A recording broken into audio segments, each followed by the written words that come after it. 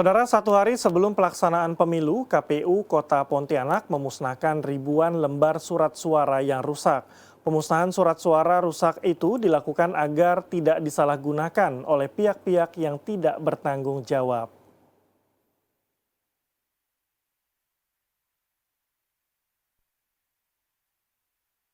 Proses pemusnahan surat suara yang rusak ini dilakukan dengan cara dibakar. Pemusnahannya turut disaksikan oleh Bawaslu dan pihak kepolisian serta kejaksaan.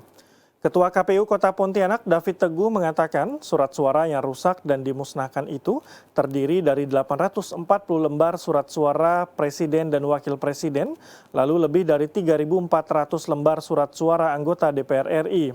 Selanjutnya 1.329 lembar surat suara anggota DPD, 3.140 lembar surat suara anggota DPRD Provinsi, dan 2.413 lembar surat suara anggota DPRD Kota. David menjelaskan kondisi surat suara yang rusak diantaranya mengalami sobek, cacat cetak seperti tinta yang menutupi nama, bahkan kusut sehingga tidak bisa dipakai.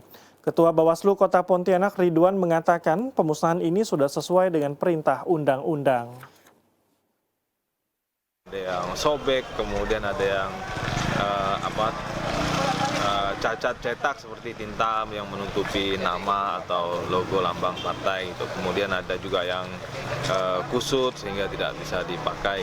Jadi kondisi-kondisi yang seperti itu membuat surat suara itu akhirnya tidak bisa digunakan dan kita musnahkan. Ya, pertama kan perintah undang-undang sekaligus perintah PKPU ya, yang mengatur regulasi soal surat suara. Kemudian yang kedua tentu agar surat suara yang rusak itu tidak lagi digunakan oleh pihak-pihak yang tidak bertanggung jawab. Karena itu KPU menjalankan perintah peraturan perundang-undangan dengan mengundang Bawaslu dan pihak terkait, ada kejaksaan tadi, ada kepolisian.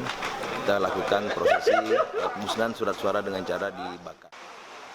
Ketua KPU Kota Pontianak David Teguh melanjutkan surat suara yang rusak tersebut didapati setelah dilakukan pensortiran pada beberapa waktu lalu. Kemudian pihaknya melakukan perhitungan untuk melakukan penambahan surat suara.